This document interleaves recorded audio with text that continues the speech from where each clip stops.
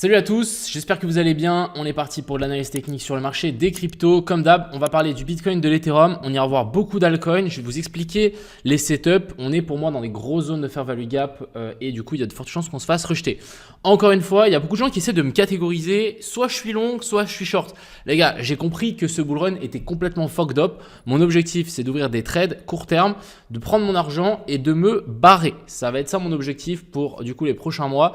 Donc arrêtez de me catégoriser en mode oui mais t'es long ou t'es short, parce que je vous dis on est là pour apprendre le trading et je suis vraiment là pour vous montrer simplement les setups que j'utilise. Après vous les utilisez si vous voulez ou pas. Donc ça va être vraiment le plan pour la suite de mes vidéos, et je vais vraiment essayer d'apporter cette touche pédagogique que peut-être je ne faisais pas avant, et je vais vraiment vous expliquer le fond finalement de ma pensée derrière chaque analyse, derrière chaque trade, pour que vous puissiez bien comprendre. Sur ce, je vous souhaite à tous un excellent visionnage, excellent aussi apprentissage. On est parti. Crypto,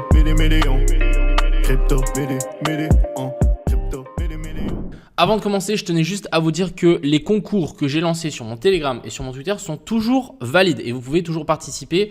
Il y a pas mal d'argent à gagner. Surtout, je sais que le marché a craché, etc. Ça vaut la peine.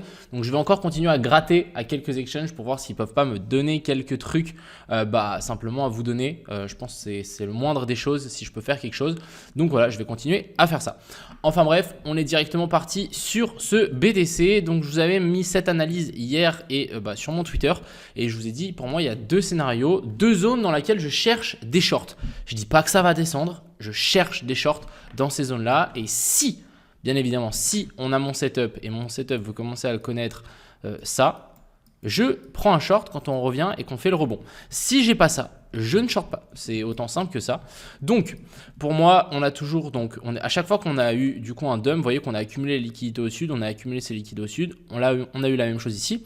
Et en fait, pour moi, là, on est encore de nouveau en train d'accumuler des liquidités au sud. Donc, je pense qu'à un moment ou à un autre, on viendra les récupérer. Et je ne pense pas que ça soit un bottom, ce qu'on est en train de faire. Je vous l'avais call, je ne sais pas s'il y a des gens qui s'en souviennent. Je vous avais call ce bottom ici et je vous avais dit d'acheter en masse. Et on avait l'énorme long sur Solana et Ethereum. Pour les gens qui s'en souviennent, on n'est pas du tout dans cette même optique. Là, vraiment, pour moi, on est plus dans une continuation de la structure baissière. Mais quand on fait simplement une structure baissière, on a bien évidemment des rebonds dans tout ça. Alors, on va analyser ça un petit peu plus de plus proche. Donc déjà, les liquidités sont laissées ici en dessous. Et du coup, pour moi, il y a deux scénarios. Le premier scénario, c'est qu'on se fasse rejeter directement ici. Ça correspond à quoi? Ça correspond à la fair value gap inversée qu'on a laissée ici.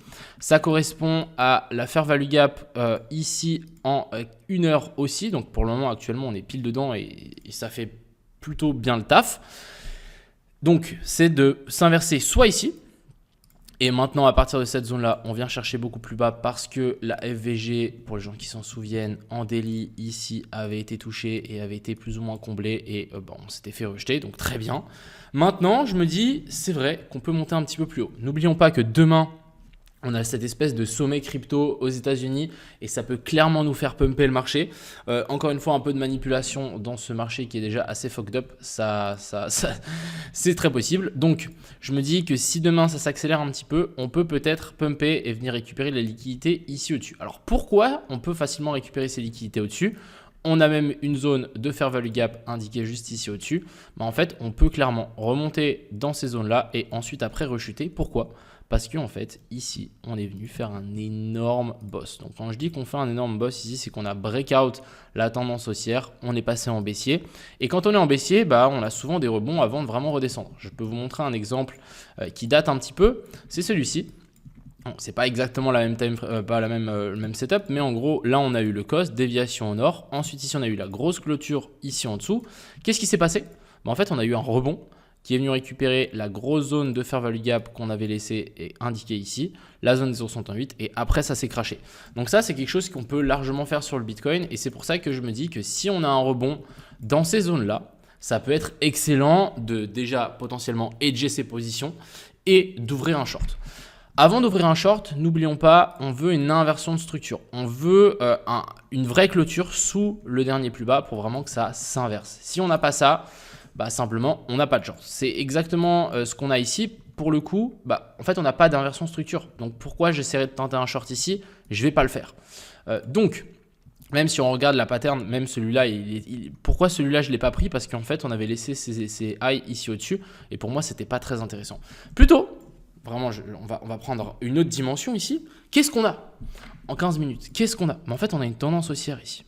Là, on a un cos. Et ici, en fait, on a aussi un autre cos. Donc là, pour moi, on est clairement dans une petite tendance haussière en 15 minutes. Et quand on a une tendance haussière en 15 minutes, en fait, qu'est-ce qui se passe? On revient souvent chercher la zone des 0,108. Alors, j'ai mal tiré en Fibo, mais ici, on est venu chercher la zone des 0,108 et ensuite, après, on est reparti. Est-ce qu'on ne ferait pas la même chose maintenant? Est-ce que ce plus haut-là, on ne viendrait pas récupérer la zone des 0,108 qu'on a laissé juste ici en dessous pour en fait, finalement, continuer cette même tendance? Donc là, hop, on va juste noter OTE. Donc, pourquoi pas revenir chercher cette zone-là? Et vous voyez que là, juste ici en dessous, on a aussi de nouveau une fair value gap qui est toujours intacte. Donc, en soi, pour moi, je préférais ici trader la continuation de la tendance en low time frame, ici en 15 minutes. Donc on fait toujours des plus bas, toujours plus haut. Et ensuite, après, on continue à grimper. Et tant qu'on n'a pas une vraie validation ici, il n'y a aucune raison qu'on short. Mais on était quand même dans une belle zone de short. Donc on aurait pu se dire, ok, si on a notre validation en low time frame, ça vaut la peine. Mais si on ne l'a pas, ça change rien. Donc ici, je pense que c'est beaucoup plus intéressant de trader la petite tendance qu'on a en 15 minutes parce qu'en fait, on n'a aucune inversion structure. Je suis d'accord qu'on est potentiellement ici dans une grosse zone de short, mais tant qu'on n'a pas de validation qui nous dit de shorter, personnellement, je ne short pas et je préfère largement trader la petite tendance qu'on a ici en cours. Je pense que c'est hyper important. Du côté, qu'est-ce que je voulais vous montrer ici avec cette charte? Parce que j'ai mis un petit ticker bleu. Ouais, en fait, c'était pour refaire l'analyse depuis le début.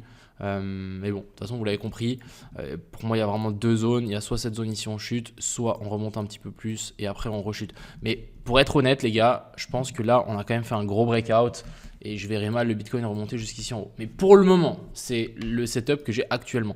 Mais voilà, en tant que trader, personnellement, j'ai aucune position en cours là. Du coup, on patiente. Du côté de l'Ethereum, un peu plus tricky, un peu plus compliqué parce qu'en fait, avec cette mèche-là, on est quand même venu chercher énormément de liquidité.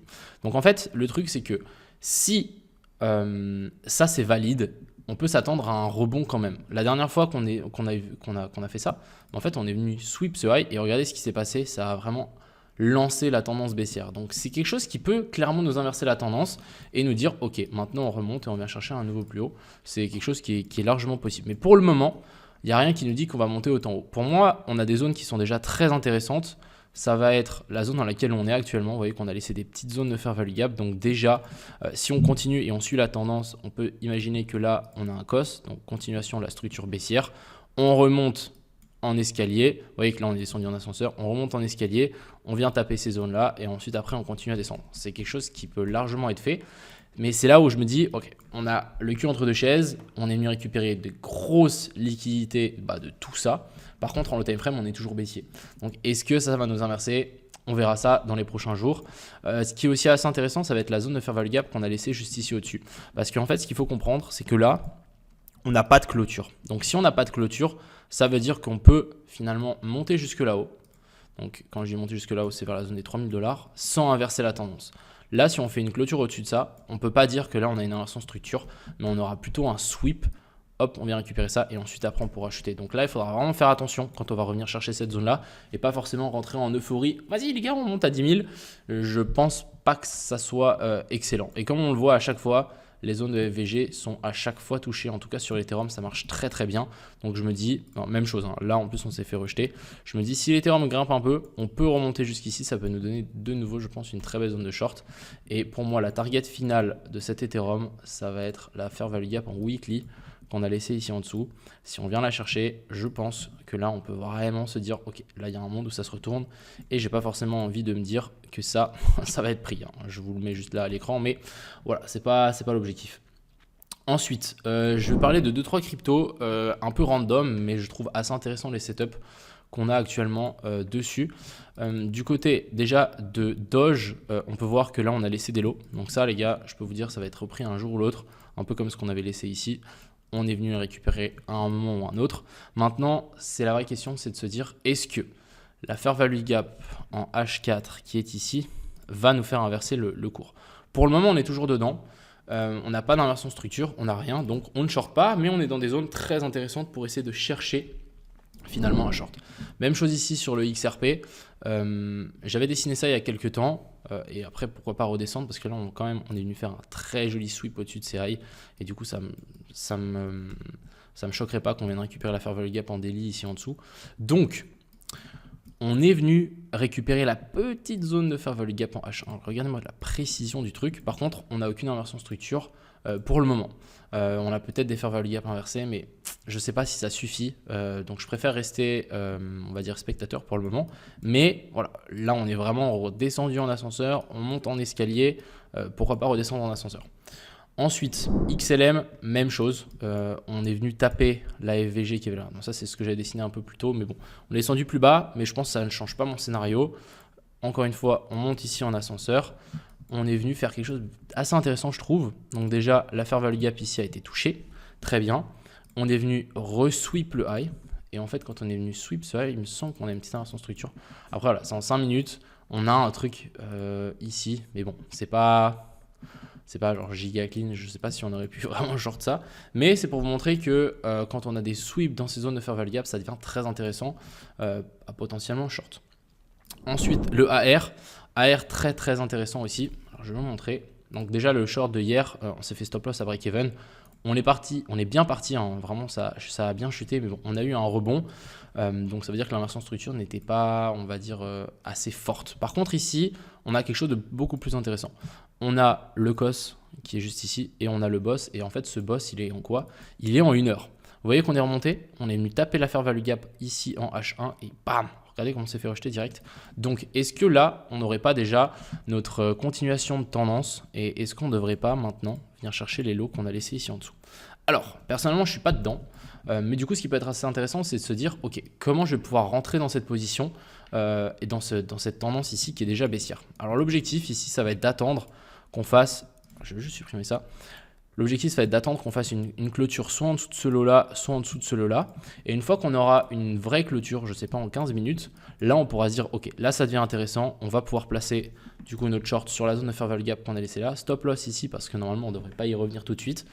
Et là, ensuite, pourquoi pas target déjà ces lots qu'on a laissé là. Donc, ça peut nous donner un 3,2R, ce qui peut être très bien.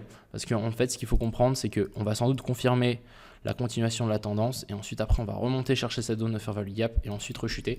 Et là je pense qu'on peut avoir un très joli petit trade à prendre, donc on va le surveiller, mais la réaction qu'on a eu ici dans cette zone de fair value gap, magnifique. Le WIF, pour les gens qui sont toujours en position dessus, je pense que vous pouvez hold. Après, prendre 2-3 profits, ça vaut la peine. Mais voilà, et je pense qu'on va venir chercher notre TP. On aura eu presque 17 R là-dessus. Donc, très belle position. Malheureusement, moi, je n'ai pas été pris. J'étais dedans, mais j'ai close. Mais franchement, très très clean. Ensuite, je tenais à vous montrer, je crois que c'était peut-être le DOT. Ouais, le DOT, même chose. Ce qu'il faut comprendre, c'est que la tendance, elle reste baissière. Et on est juste venu chercher et combler ces zones de fair value gap. Donc, en soi, pour moi, ce sont des zones dans lesquelles on veut essayer de chercher des shorts. Est-ce qu'on a un setup pour le moment? Non, on n'a pas de setup, donc on patiente. Mais je pense que ça vaut la peine de garder les yeux ouverts. Donc on va revenir sur le Bitcoin. Vous avez vu un peu ce qu'on peut voir sur le marché. Maintenant, c'est vrai que le Bitcoin n'est pas du tout encore baissier, je trouve. Pour vraiment que la tendance soit inversée ici, je ne sais pas trop ce qu'on devrait avoir. Ça, c'est un peu le dommage parce que en fait, la tendance ici, elle est bien marquée. Soit on est déjà dans une tendance baissière, soit ici on devrait rebondir. En tout cas, de toute façon, même si on est baissier ou on est haussier, ici on devrait avoir un rebond. Et après on déplacera juste le stop loss à break-even. Et puis si ça part, tant mieux. Si on revient à break-even, c'est pas grave, on aura tenté. Mais je pense de toute façon qu'ici on aura un rebond, coûte que coûte. Donc voilà un petit peu le topo pour aujourd'hui. J'espère que du coup cette vidéo vous a plu. N'hésitez pas à poser vos questions dans les commentaires. Mais encore une fois les gars, n'essayez pas de me catégoriser d'être soit long, soit short. Parce que je suis dans aucune de ces catégories. Ça dépend même de la charte. Il y en a que je vais potentiellement long et il y en a d'autres que je vais short. Donc vous allez juste vous prendre la tête avec ça. Sur ce, je vous souhaite à tous une agréable fin de journée. Stricto Mignon, ciao.